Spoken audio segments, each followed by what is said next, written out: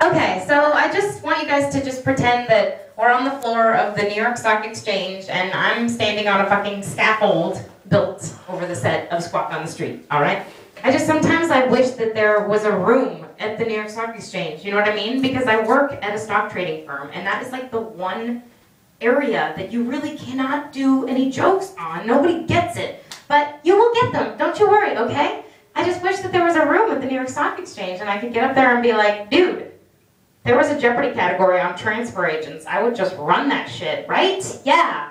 You know, he's with me. No. That won't happen anywhere except on the floor of the New York Stock Exchange. Ding! What is Henderson, Nevada? Ding! What is the Empire Stock Transfer?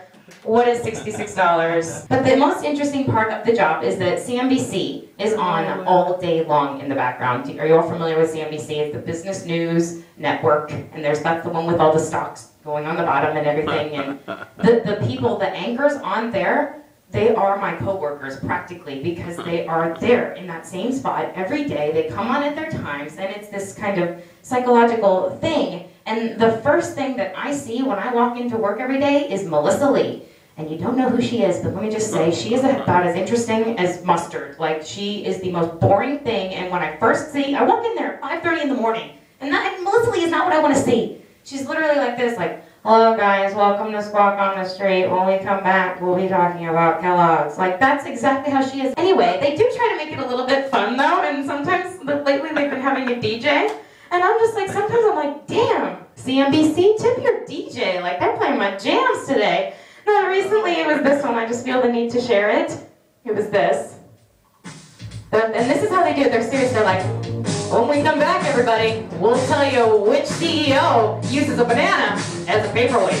Stay with us. Don't go away. It's like, is that Let's Hear It for the Boys, CNBC? Like, are you serious right now? And I love that he says, stay with us. Don't go anywhere. Like, we're not going anywhere. All right, I'm here for the next 8 hours.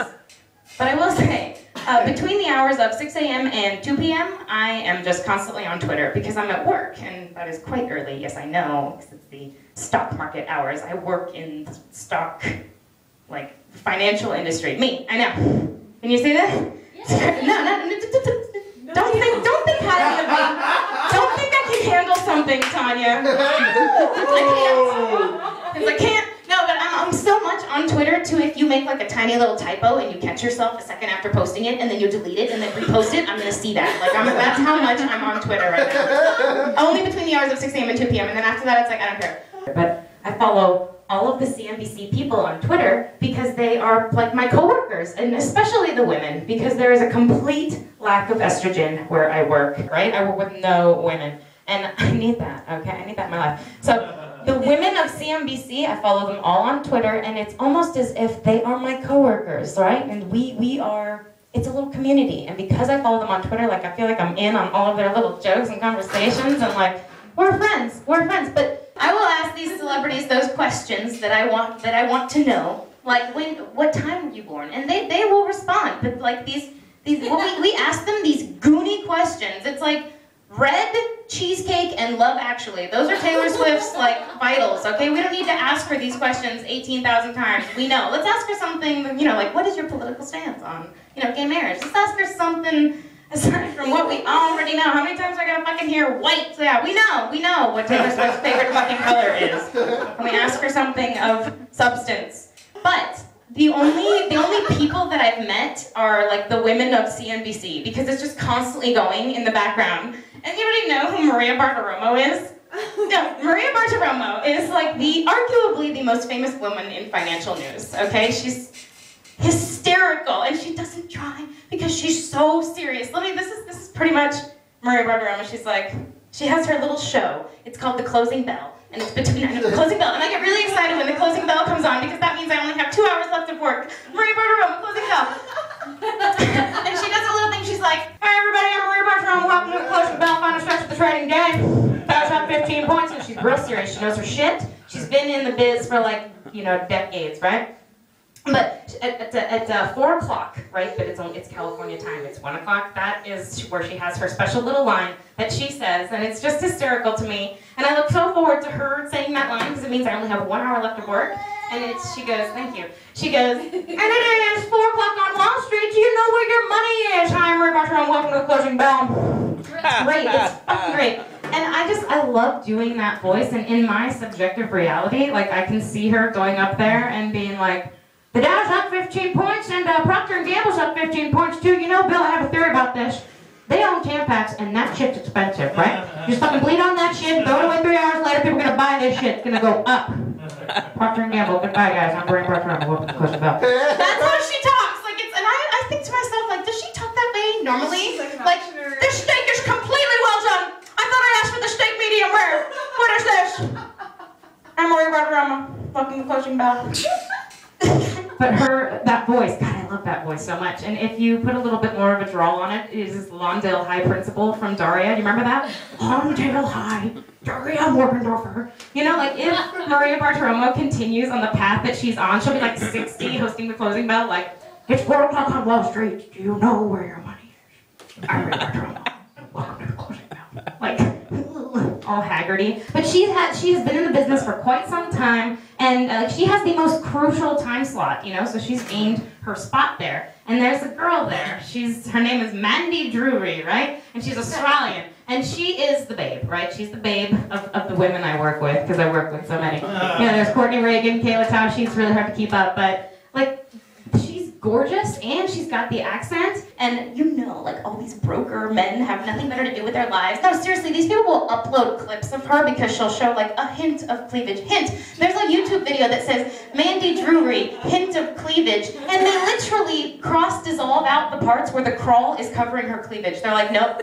And then they know, yeah, nope, no cleavage in that one. They just literally cut it out for you. Just no thinking involved. But she is, just famous for her cleavage, pretty much. And it's unfortunate because she really wants to be like a serious business journalist. And if you type in Mandy Drury, the first suggestion is cleavage. The next suggestion is hot. And then after that, legs. Legs. It's legs. That's what it is. There's a Twitter account called Mandy's Mounds. Literally, it's called Mandy's Mounds. Yeah, no. And it's a close-up of her chest. And you can see a little bit of the crawl on the bottom. But like that's her avatar, is this upper area. And they tweet as if they were her breasts, tweeting. And there's a million of these. This is like a complete subculture there. There's Mandy's mouth, there's Mandy's hair, there's Jim Cramer's shirt, and Jim Cramer's hair. There's this harity and parody like world, and now Mandy's Mounds follows me, and they're a really nice person. Mandy's Mounds. Mandy's Mounds are really nice. Hey, oh, get it? Yeah. They're all really nice, and I'm sure that they're real, but just picture Mandy, like, she's all blonde, and she's got the accent, and she gets up there, and she's like, hello, I'm Mandy Drury, filling for Maria Bartiromo. Like, that's exactly how she talks. But she is very captivating, and the only reason I know this is because I noticed that she went on vacation, okay? And it's because, like, she's on every day, and I just, like, where's Mandy? Like, I didn't hear the Australia today. So I go to her Twitter page, and I see that she responded to this guy. She's like, hi, Tom. I'll be back on Street Signs tomorrow. Enjoy Street Signs today. And I'm like, who's this Tom guy? So I click on Tom, and it's this hardcore Mandy Drury fan. He posts nothing but Mandy Drury stuff all the time. And you know he runs Mandy's Mounds. You know he's like the leader of Mandy's Mounds. But Mandy's Mounds. I just can't even. It completely makes me lose my train of thought because I just picture the mounds. Like, where was I going? He runs her fan. He runs the fan club, right? So I had to chime in, and I was like, "Yeah, Mandy, come back. The only eye candy on CNBC is not allowed to go on vacation. I mean, am I right? Right. And I added that other guy. To me, that guy, this is where I'm getting philosophical, that guy is a part of Mandy's everyday life because he tweets her every day and she's not that popular and I'm sure she like sees the tweets all the time and it's interesting. If you follow the right people on Twitter, you become part of their everyday life. I feel as if like I've affected Mandy somehow. Because basically what's happened is like, I have this little game, it's called the Mandy game. And me and my boss, we try to guess like what color Mandy's gonna wear, and I have a little jar, and whoever gets it right, the loser has to put a little change in the jar, and then when the jar fills up, we're gonna go out to lunch or something. But anyway, we have this game, and Mandy knows about the game, and where we guess what color she's gonna wear, and we can't do that with Maria, because she wears fucking like pinstripe and houndstooth and shit, and we can't guess what color she's gonna wear. But what basically happened is that she was so predictable. I got the color right like every for like 4 days in a row I got the color right. And I like, because I'm on Twitter and I'm a part of the CNBC family, I like, you know, sent her a message saying, I've been right these last 4 days, right? So lately, she's been unpredictable, wearing like fucking weird shit and like green and purple, and it's like, what the fuck is this? You know? And my boss is getting mad about it. He's like, Mandy wearing purple, who the fuck does she think she is? But I'm thinking, is it my imagination, but I seem to feel like I've affected her somehow. And this is where it gets funny to me, is because this was 2 days ago. She wore this like leopard print and a black blazer. I'm like, what the fuck is she thinking? Like, is she trying to keep me on my toes or something?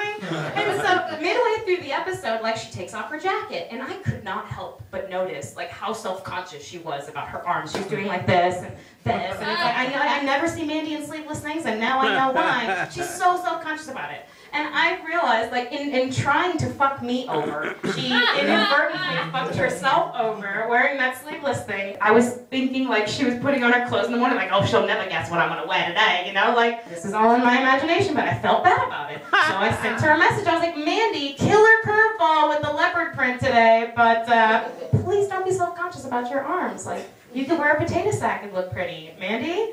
No, and it's like, why do I care? I don't. But if you think about it, you know, Leanne Rimes had to go to Tweehab. Did you hear about this? Leanne Rimes had to go to Tweehab because people were sending her these angry messages, and it was really affecting her. And Melissa Joan Hart during the election, oh yeah, Sabrina and Clarissa, she was getting all this hate stuff like, fuck you, Melissa Joan Hart, for being a Republican, and like all of these mean things. And it's just like, do we not remember Sabrina or Clarissa? She gave up her childhood for us. Do we give her nothing in return?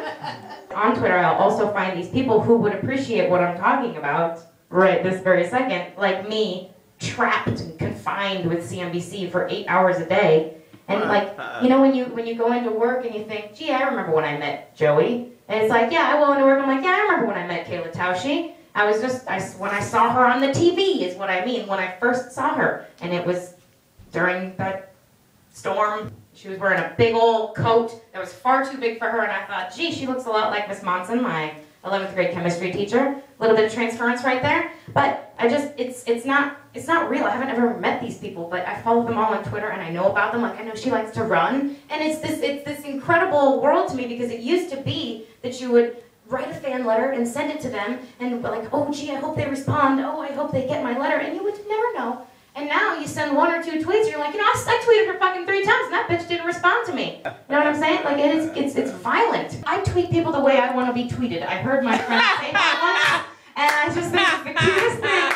And so, you know, when Mandy, like, wakes up in the morning and she's thinking, like, I don't want to go to work, she's like, I have to go. I'm going to let Tom down. Tom, her biggest fan, who's always like, Mandy, gonna be on Street Sign today? Mandy, gonna be on the closing bell? Mandy, good job today. Like, she has to go in. I'm sure he tweets her less when she actually goes into work, because when she's not there, he's like, Mandy, where are you? Mandy, why aren't you on my TV today? And I'm sure she gets up, she's like, well, another day at work, gotta check the mounds, better check Mandy's mounds. This may be my imagination, but it really can't be, if you really think about it. It's incredibly stupid. Thank you guys, I appreciate that. Yay!